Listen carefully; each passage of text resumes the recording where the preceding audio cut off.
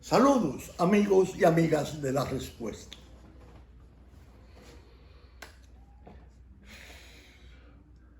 Cuando niño, me impresionaba siempre oír en los rosarios de mi pueblo una parte de su canto.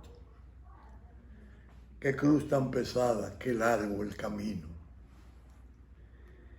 Ahora que el pueblo nuestro, parte del mundo, como el mundo, está atravesando por esta horrible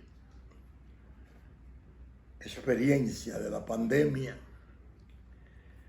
podríamos decir, qué cruz tan pesada y qué largo el camino para los pueblos del mundo.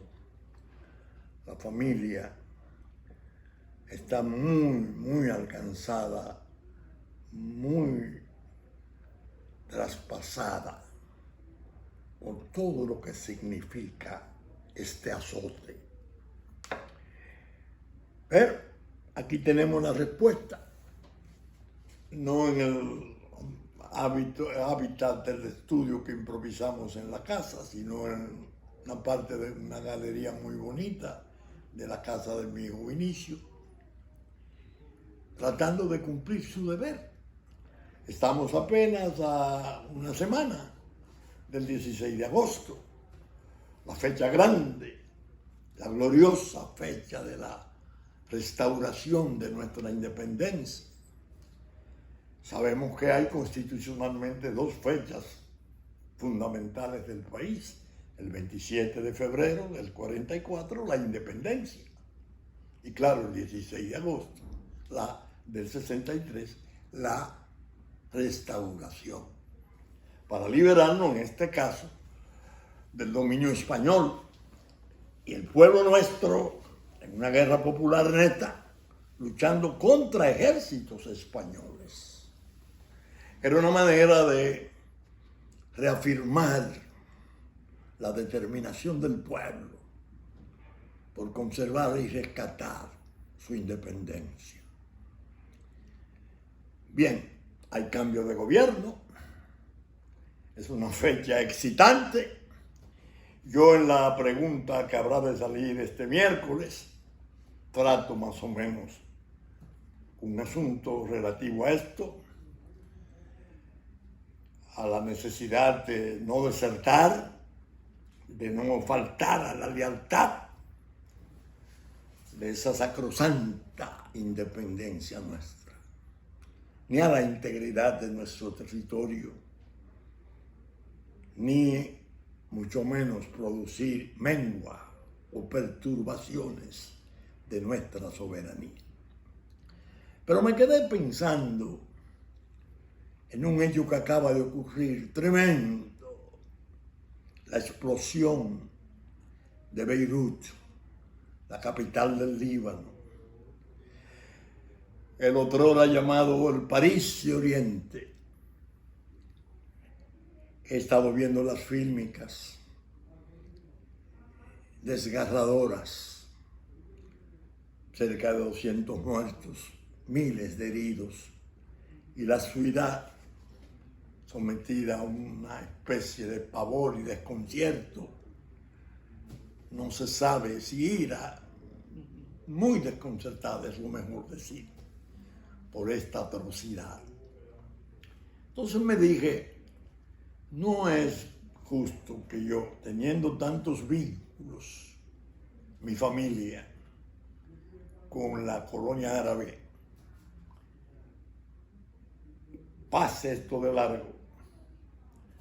Mis hijos de doña Zoela, son palestinos.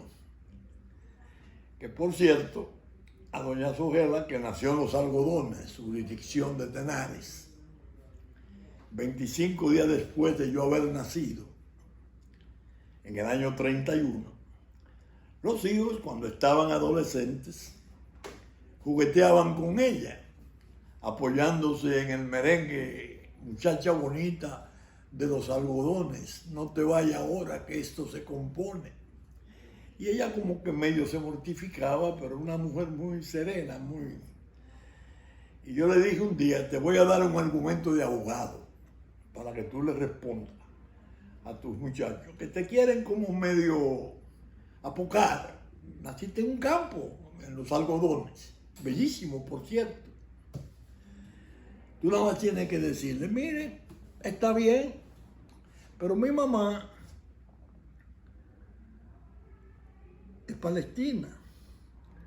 Nació en Belén. Y mi papá, no, mi mamá en Nazaret y mi mamá y mi papá en Belén.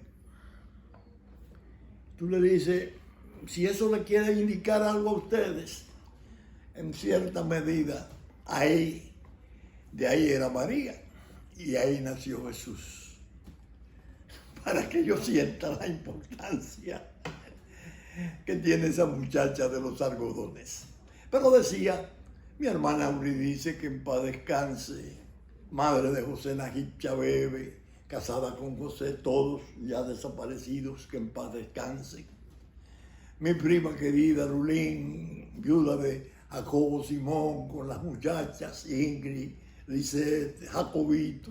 Es decir, una parte importante de la familia está vinculada a la colonia árabe. Y todo lo que ocurra ahí en el Oriente, en una forma u otra, interesa. Árabes cristianos, que vinieran los mayores, sus ascendientes, en el año 1914, a raíz de los problemas del Imperio Otomano y las persecuciones. Un trastorno religioso en la base.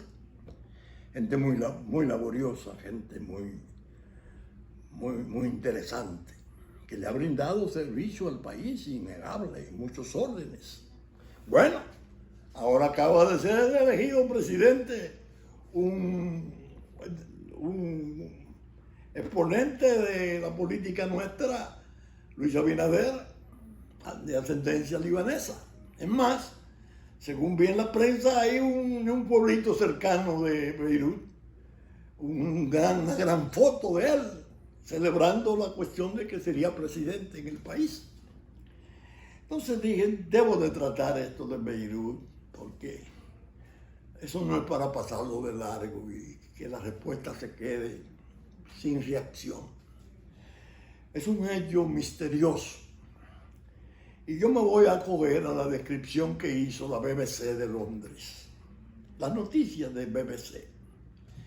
Ellos tienen oficina en Beirut, incluso hay fílmicas de su personal, muchachas árabes, libanesas, trabajando en el momento en que se producía la explosión. Refiere la BBC News que hace 6 años un buque ruso salió con 2.740 toneladas de nitrato de sodio para Mozambique. Se usa el nitrato de sodio para abono de tierra para las cosechas. Es muy explosivo y peligroso, sobre todo cuando se encierra y se le somete a calor. Tiene una capacidad enorme de destrucción cuando hace la explosión. El buque fue a Grecia tratando de conseguir una carga, dice la BBC, adicional para completar el viaje a Mozambique. Por alguna razón no la obtuvo y derivó hacia Beirut. Y ahí el barco llegó con esas casi 3.000 toneladas. El personal tuvo problemas, la nómina la dejaron de pagar, no tenían cómo comer, el capitán estaba enfadado, pero se fueron. Entonces la gran preocupación de los libaneses era, bueno, por este barco con 3.000 toneladas de nitrato de sodio va a producir una explosión, esto es una bomba atómica de amonio, perdón. Y le hicieron muchas quejas a la autoridad libanesa, que por fin consintió meterlo en un hangar, almacén, hace 6 años. Las quejas, al referirse a la crónica inglesa, que es interesante, aumentaban los alertas de empleados menores y de funcionarios y de políticos. Esto no puede ser. Eso es un infierno que hay guardado ahí. Pero hubo una parte que a mí me llamó la atención.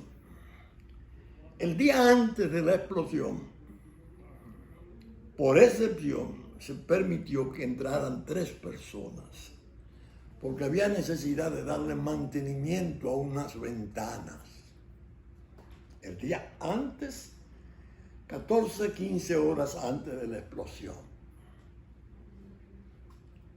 Se iba a dictar la sentencia después de 20 años en una jurisdicción internacional, el Tribunal Internacional del Líbano, que tiene vínculos con los programas de justicia internacional, para condenar o conocer o saber las responsabilidades y culpabilidades del gravísimo atentado hace 20 años, que precisamente con una enorme explosión, jamás comparable con esta, le dio muerte a su primer ministro, un brillante político libanés, Rafi Hariri. La sentencia se iba a dar al día siguiente. Yo me dije, eso no es accidente. Si todos sabían que ese era un peligro que estaba almacenado ahí, el extremismo, no sé de cuál sector, porque son tantos, el primer ministro muerto era suní, pero la Hezbollah parece que anduvo en el asunto. Al producirse casi la sentencia 20 años después, qué coincidencia, hicieron volar el muelle entero y todas las edificaciones de las inmediaciones. Naturalmente, Israel está muy atento a los problemas, especialmente a los ataques de Hezbollah que tiene a Irán detrás. Ha estado atenta a la situación porque en Irán se han producido incendios y explosiones en algunos establecimientos industriales vecinos a donde se está haciendo el desarrollo nuclear, que ellos pararon, pero que no se sabe exactamente si lo han parado o lo han seguido. Esto me huele como que puede ser un bombazo de respuesta de esa gente. Algo anda mal ahí. Eso no es tan sencillo. La explosión fue espantosa. Dicen que la más grande que se ha producido fuera de lo nuclear. 2.740 toneladas de nitrato de amonio es una cosa impensable que eso podía volar así. Pero fue preocupación durante 6 años. Es decir, los extremistas sabían que eso estaba ahí. Eso simplemente había que llevar, hasta con una molotov, llevar una pequeña bombita activada a control remoto o algún suicida que le importaba quedarse. De los 3 que entraron, no se sabe, y volar. El caso es que esto viene a introducir, a traer, a incorporar nuevos elementos de tensiones insondables en esa zona, que yo muchas veces digo, parece que le van a dar razón a Notre Dame, que vaticinó y profetizó el fin del mundo, precisamente por algo que surgiría de Oriente. Se pensó una vez en Hussein, pero esto va derivando muy peligrosamente. De manera que no quería dejar de comentarlo, porque es un tema que la gente lo está viendo, y si queremos orientar, bueno, déjeme dar mi opinión. que no, la voz no es mía. Yo lo que he hecho es referir la que ha dado la reseña de BBC. Muy buena, muy equilibrada, parece justa y seria. El otro evento que es necesario traer a la respuesta, porque va a ser tema de mucho tiempo para nosotros. El rey de España, don Juan Carlos, rey emérito, rey durante 40 años, jefe del Estado español, del Reino de España. Desgraciadamente, se ha presentado una situación sumamente comprometedora.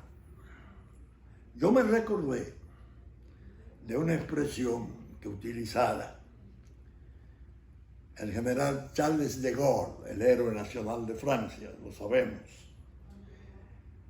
jefe de los ejércitos en la Segunda Guerra Mundial, en Normandía, cuando entró a París, y bueno, hubo un tiroteo en Notre Dame, la catedral, que ahora incendiaron.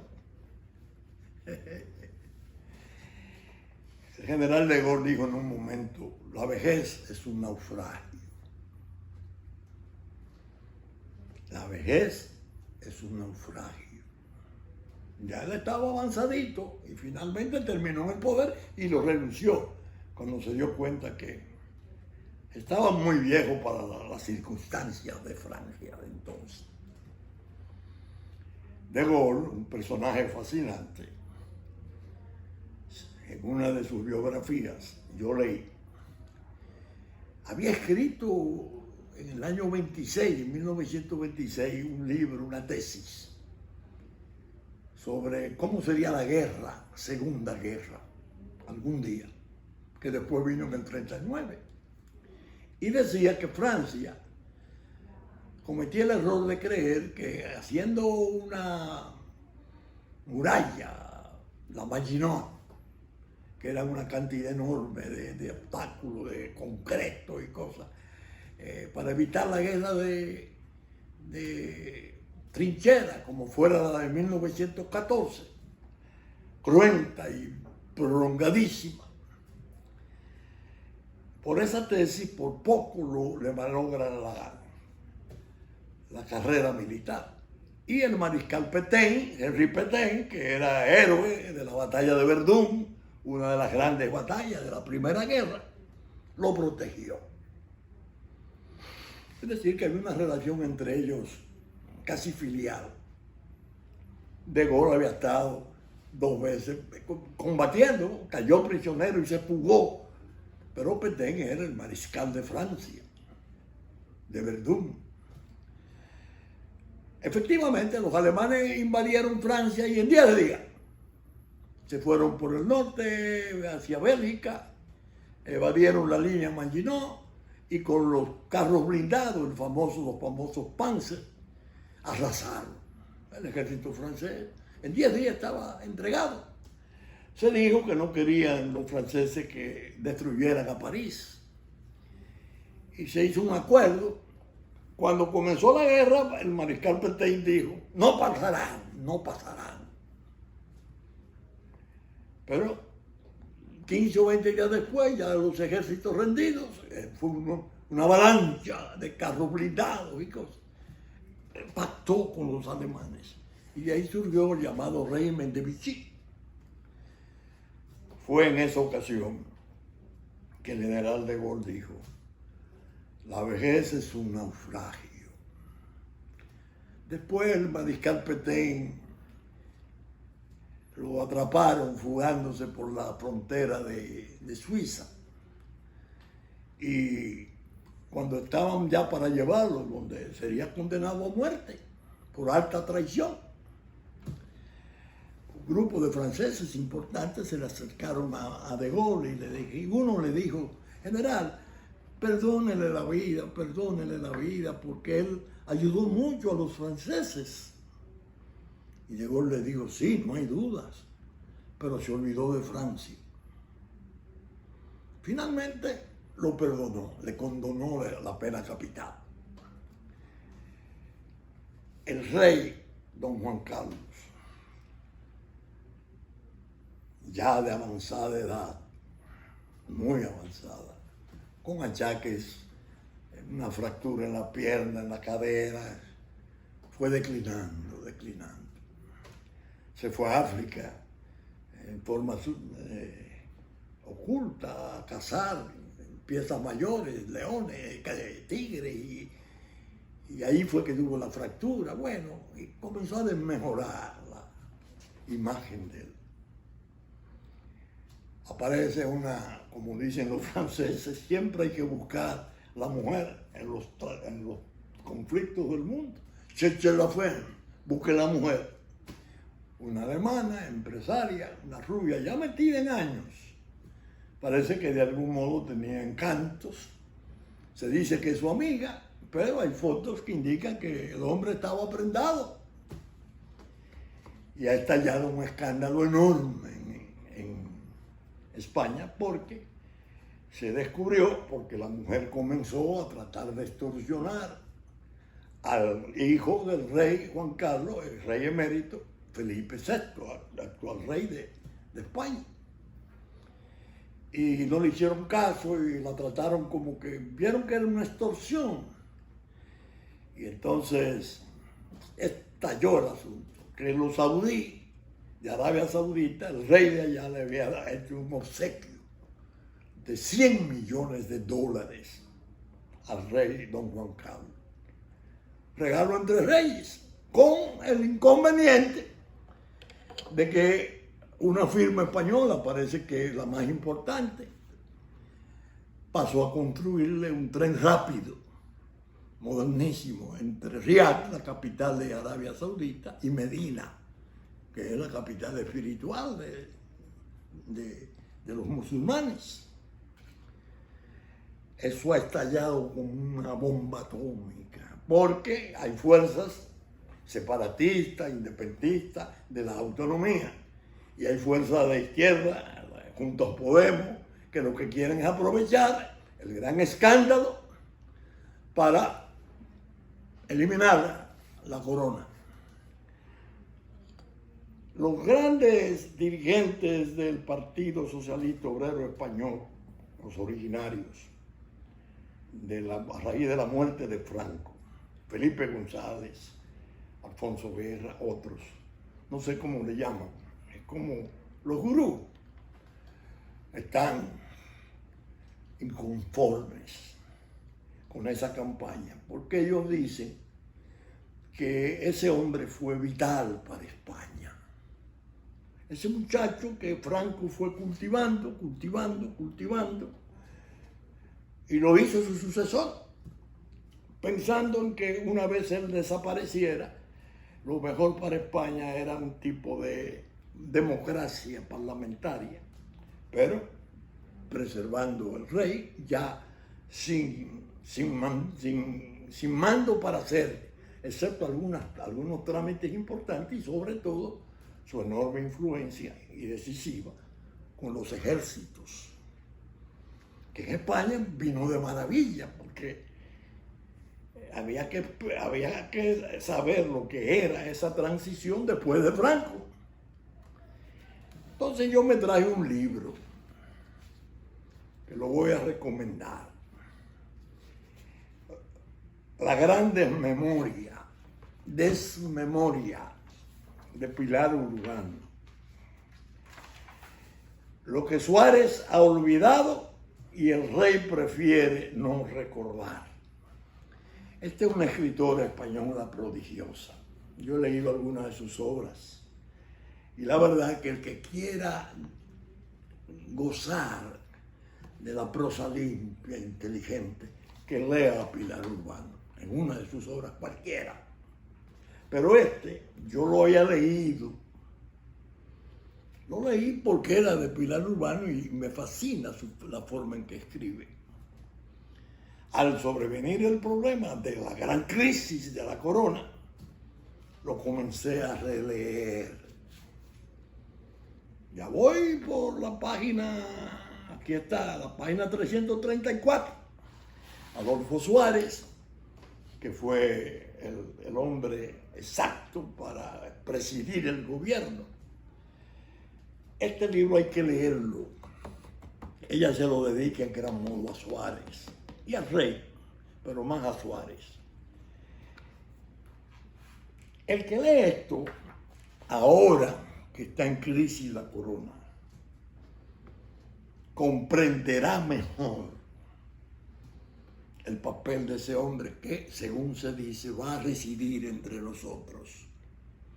El rey de España parece que pensó en la hispaniola, no al alto mayor del rey nuestro. Oigan el nombre. Se dice que va a estar aquí en el este, que es posible que esté ya, pero parece que están haciendo los arreglos porque tiene que ser recibido con cierta dignidad, no cierta dignidad, con la dignidad adecuada. El hecho es que vamos a tener al rey exiliado aquí. Y eso va a ser materia de comentarios, de interpretaciones, de murmuraciones. Pero esto hay que leerlo. Es fascinante, como lo relata Pilar Urbano, esa transición. Las entrevistas con Felipe González, que tenía el nombre clandestino de Isidoro Carrillo, líder importantísimo del obrero y del Partido Comunista Español. Y todos esos hombres importantes de la transición, el rey y este muchacho, que era el más joven de todos, que era del movimiento, venía del franquismo, Adolfo Suárez, que por cierto murió no hace mucho tiempo y yo tuve el honor de representar al gobierno dominicano en sus funerales, cuando yo era funcionario del gobierno. Sería el año 14, es lo que pienso, 13. La idea es que va a ser es un acontecimiento enorme, porque ahora se presenta el problema de Yatorrá, de Barcelona, propuso ahora que abdique el rey Felipe VI, el hijo, que renunció a toda herencia y todas esas cosas. Se paró. ¿Qué ha pasado el pobre, hay que decirlo, el pobre rey joven? Ha tenido que pasar por trances penosos, ¿no? El cuñado, el esposo de una hermana, está condenado cumpliendo condena por una serie de cosas, de ventajas en negocios y en cosas que obtuvo. Y lo condenaron. El hecho es que para nosotros, al venir a vivir entre nosotros, vamos a ser centro de la atención de gran parte del mundo. En República Dominicana, ya estamos sonando. Vino a la hispaniola el rey, ya anciano. Yo diría con el general de Gaulle, en el naufragio de la ancianidad. Esta rubia alemana, muy voluntariosa, parece que es empresaria importante, una diabla, y arma un lío tremendo y está poniendo a España a un tranque peligrosísimo, porque España tiene jurisprudencia, tiene antecedentes dolorosísimos, la guerra civil. Ahora, con los problemas de Cataluña de los últimos tiempos, el discurso del rey Felipe VI y las posiciones del rey fueron muy provechosas porque la influencian en los ejércitos. Cuando la política se riñe y se arman los pleitos, pues son españoles y sabemos cuál es la índole. El rey es el sereno, el árbitro, que no está con nadie en particular y está con todos. Eso lo quieren destruir. Si pasa el estatuto de autonomía e independencia, previsiblemente van las divisiones y el peligro inmenso de repetir la tragedia de otras guerras civiles. España puede sufrir enormemente un trastorno si ahora, fruto de esta situación, le desmontan la corona. Y entonces van a quedar los políticos para entenderse entre sí, sin tener ese recurso. Y los cuarteles no han hablado. Pero ¿quién va a suponer que ejércitos españoles, tierra, mar y aire, van a permanecer de espalda a una tragedia de España? Es decir, que por eso lo quise traer. Ahora bien, vamos a pasar a un tema nuestro aquí. La Fuerza Nacional Progresista es una organización política que se estableció en el año 1980, hace 40 años. El doctor Joaquín Balaguer se asombró cuando yo le comuniqué que yo me iba a formar un partido, que ese partido tendría una causa, la esencial para el partido, causa social agraria. Iba a representar los intereses de la pobreza campesina, la cuestión de la tierra, las injusticias y desigualdades, y todo el proceso de menosprecio y discriminación del campesino. En sus primeros tiempos, con líderes maravillosos, desgraciadamente ya casi todos desaparecidos, tuvo un tipo de presencia importante, porque dijimos, vamos a hacer una fuerza de testimonio. No dijimos nunca, imagínense, en una política que tenía Juan Bosch de un lado, Balaguer de otro, Peña Gómez de otro, ni los social cristianos, que tenían dirigentes valiosísimos, como el fenecido Alfonso Moreno, Mario Ruiz Vitínico, pudieron levantarse, menos nosotros. Sin embargo, nosotros decíamos, vamos a hacer una fuerza de testimonio y eventualmente una fuerza de relevo.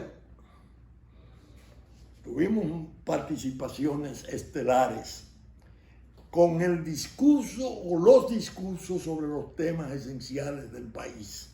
Soberanía, peligro de soberanía, integridad territorial, nacionalidad e independencia. Lucha contra el narcotráfico, en primera línea. Las posiciones más avanzadas y duras, con reconocimiento internacional. No así, expreso. Bueno, hay dos manifestaciones que nosotros las citamos siempre como buenos testimonios. Don Juan, cuando hicimos la alianza en el 93, al referirse a nosotros, dijo, pequeña la fuerza, pero grande en el patriotismo. Y el doctor Peña Gómez, que a raíz de los resultados del 94, cuando dio una conferencia de prensa internacional en Puerto Rico, un periodista le preguntó que por qué había perdido. Y él dice, bueno, un fraude colosal que me hicieron, el famoso fraude colosal, aquel de artificio que se inventaron, porque la Gallup de entonces, y así lo ha confirmado, daba un punto por encima de él 8 días antes, en favor de Balaguer, que no era un líder de partido político, sino de sectores sociales.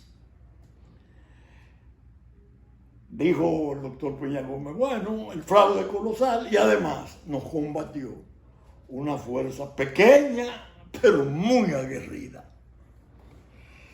Traigo esto como una especie de exordio a las cosas que voy a hacer hoy. Ha aparecido una especie de corriente. Hay que eliminar a los partidos pequeños. Ahora, el que no tenga el 1% que desaparezca, a pesar de tener ediles, es decir, funcionarios electos. No, porque la ley, que fue un mamotreto que prepararon ahí en Palacio, precisamente tratando de ir al bipartidismo y destruir todo lo que pudiera ser minoría, un grave error, porque la minoría se ha demostrado que las políticas de alianza han sido importantísimas, decisivas. La puntuación final la da la capacidad de atraer partidos menores que representan posiciones.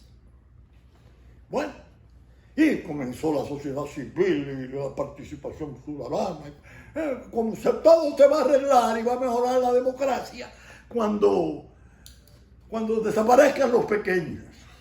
Nosotros hicimos una instancia muy bien ponderada el doctor José Francisco Peñaguaba y los demás partidos aliados hicieron otra instancia muy bien concebida y estamos pendientes de que la Junta decida.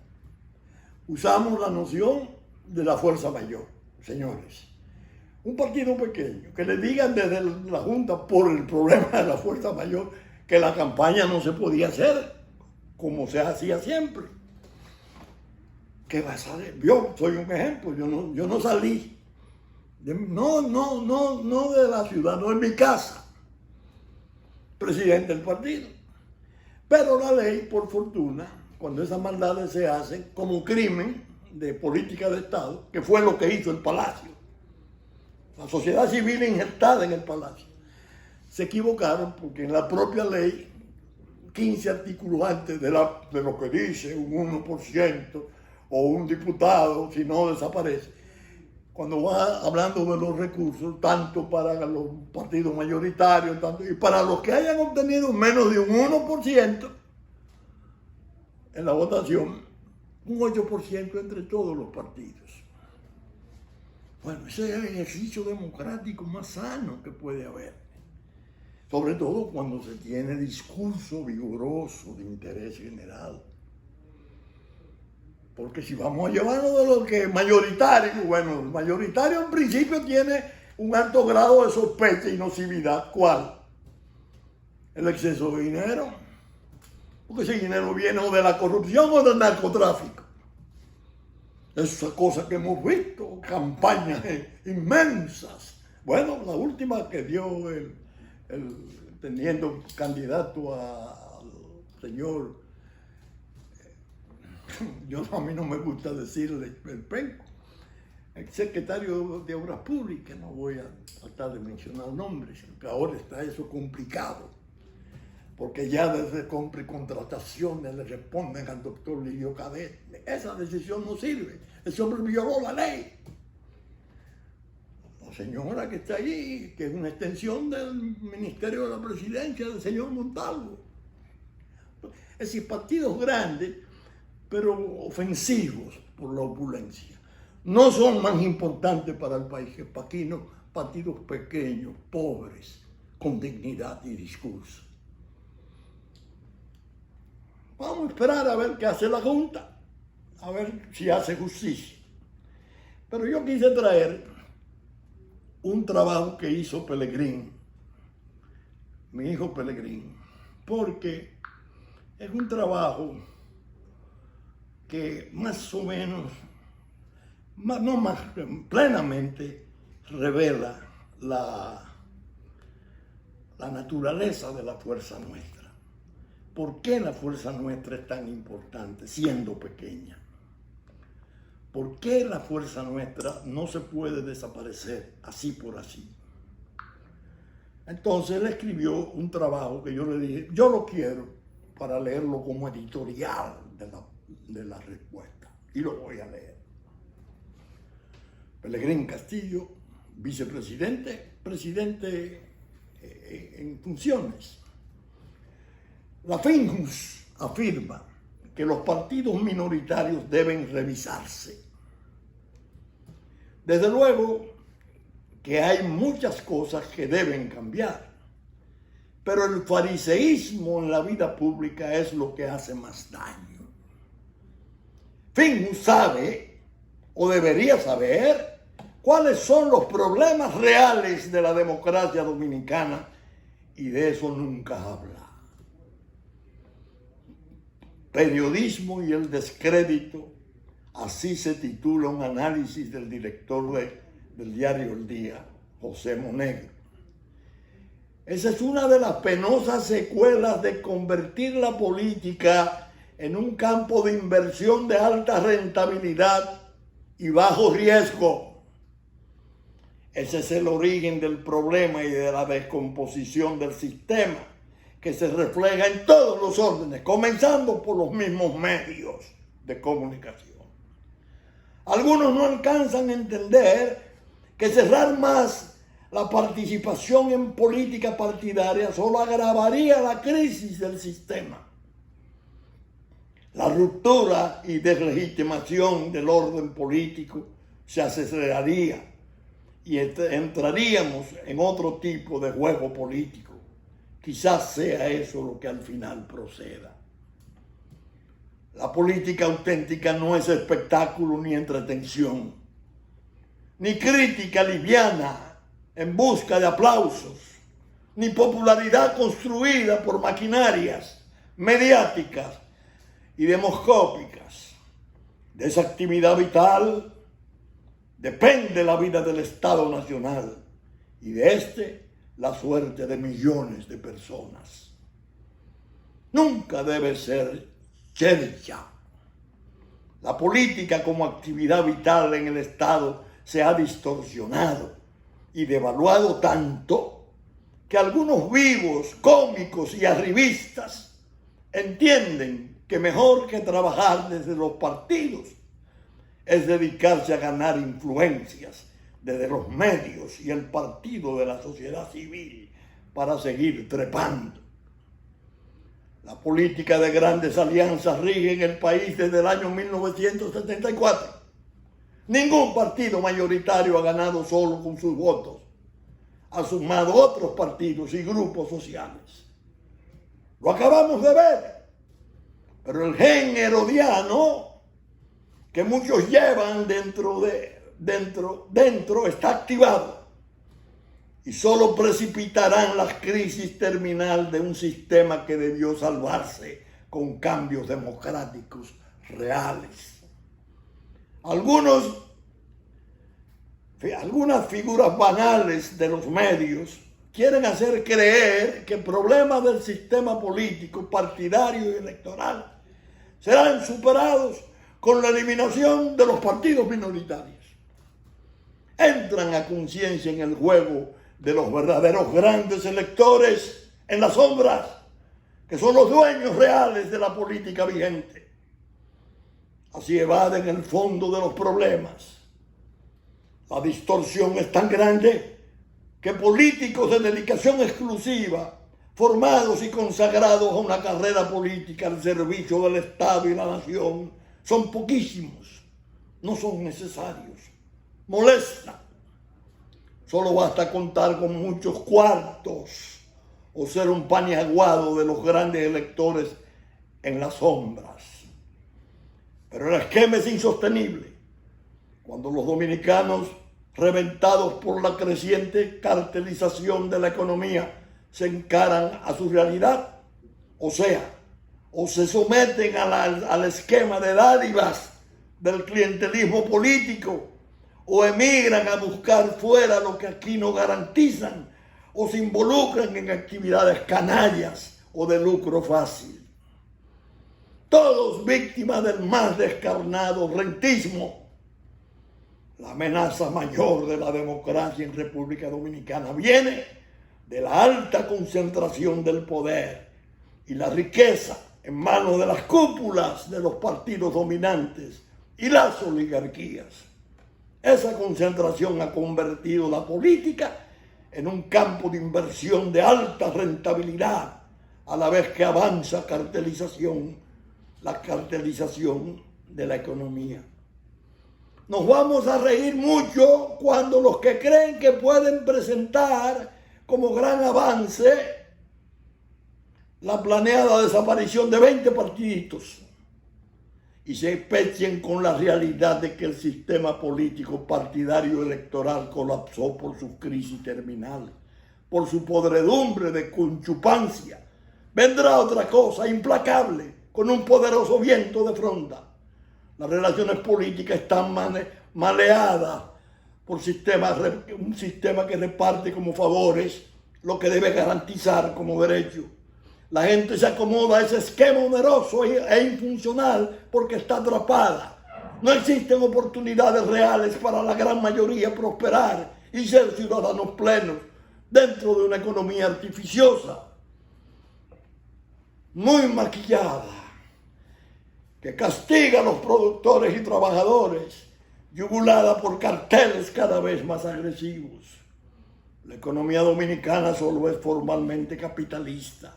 Su médula es de un rentismo extractivo, brutal y depredador, donde no hay competencia y sin mucha corrupción, bendecida por funcionarios venales capturados. Es así como se pagan sobreprecios y costos ocultos en casi todas las áreas estratégicas, pero eso es tema tabú. A propósito de la denuncia de un líder del sector de la construcción de alza de precios injustificadas, el problema de fondo es que la industria de la construcción y sus componentes es la industria de la concentración. Los monopolios y los oligopolios imponen sus intereses. Los consumidores a veces llegan a subsidiar hasta las exportaciones y los reguladores, bien gracias. Por eso la soga rompe por lo más débil. El 80-20 es letra muerta para acceso al trabajo. El sistema político partidario electoral se viene cerrando cada vez más. Y uno de los mecanismos de cierre es el encarecimiento de política electoral para que solo los que tengan el dinero decidan, o las camarillas cleptocráticas, o los grandes grupos económicos, o el crimen organizado, o una combinación de esos poderes electorales. El fariseísmo es algo que pudre el alma nacional. Aquí hay un grupo de avivatos que satanizan la política, los políticos y los partidos. Desde los medios de comunicación y la llamada sociedad civil, lo combaten con furia, pero solo son más sofisticados e ilustrados que esos políticos que desprecian y que solo quieren relevar. Cuando se diseñaron las leyes de partido y régimen electoral, con la participación de algunos cientistas sociales, a la vez que altos funcionarios del gobierno que provenían de la sociedad civil, la meta era clara: imponer bipartidismo y eliminar el esquema de coaliciones que rige desde 1974. Aplastar las minorías. Veremos quién ríe de último. El pluralismo político ideológico es un valor consagrado en la Constitución que desde los poderes fácticos, que son los que deciden en la sombra, quisieran eliminar, ya que su esquema predilecto es contar con políticos y partidos adocenados y domesticados sin visión de la nación. La Fuerza Nacional Progresista es una pequeña y aguerrida organización política con una gran visión de nación y de Estado, y con un récord de propuestas y aprobaciones en políticas públicas que será difícil superar. Muchos sueñan con eliminarnos, porque en verdad somos un cuerpo extraño que los incordia y perturba, pero no saben que trabajamos desde la fuerza de la historia, con las poderosas energías raigales de la patria de Duarte y los trinitarios, confiando como ellos en la infinita gracia de Dios. Bello trabajo. Editorial de La Respuesta. La Fuerza Nacional Progresista lo suscribe y respalda plenamente. No me vengan a hablar de alta votación y de partidos mayoritarios, que en el fondo deben de ser investigados en profundidad para conocer la índole y la oriundez de los recursos infinitos que le exhiben a la nación empobrecida, ultrajando su pobreza.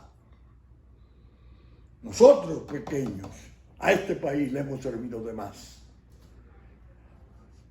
sin pasar factura. Ustedes quieren ver una muestra terminante para que ustedes tengan una idea por qué quieren desaparecer a los pequeños. Pelegrín, ese que escribió ese, se designó ministro de Energía y Minas.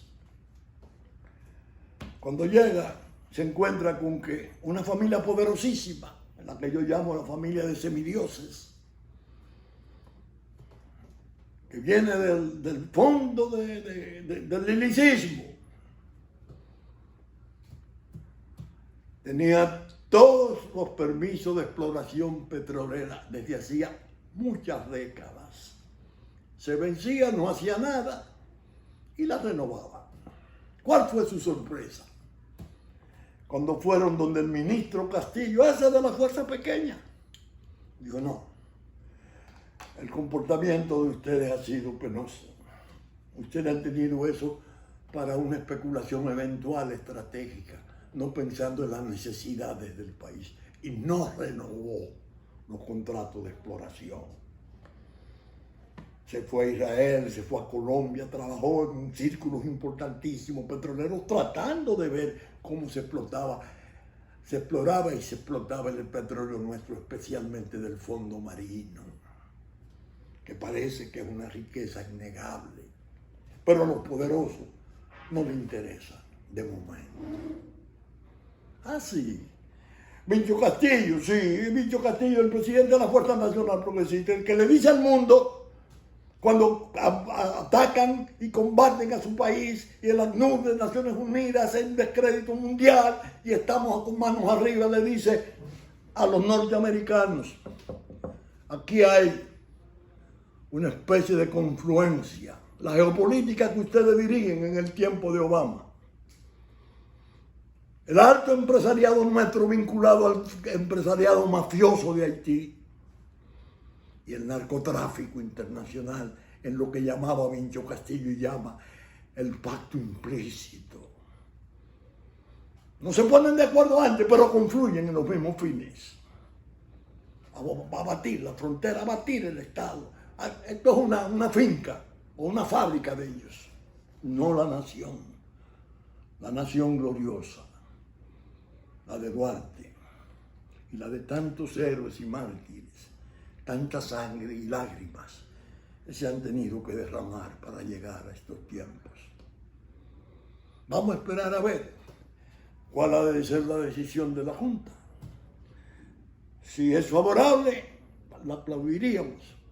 Si nos resulta adversa, recurrirla, por suerte, a una jurisdicción que se ha caracterizado por su rectitud y la forma que ha hecho enmiendas necesarias de muchas cosas importantes en el país, el Tribunal Superior Electoral. Pero bien, saben ustedes que hasta el próximo fin de semana, cuando volveremos, ya habrá posiblemente gobierno nuevo. La respuesta ustedes podrán verla al mediodía. Mientras se celebra la asamblea para el cambio, la respuesta a su manera y humildemente tratará de salir y después irá a YouTube. Muchas gracias por la atención prestada como siempre. Y les reitero, somos pequeños, pero como dijera ese inmenso prócer dominicano Juan Bosch, pequeños en el tamaño, pero grandes en el patriotismo. Muchas gracias y hasta el próximo fin de semana, si Dios quiere.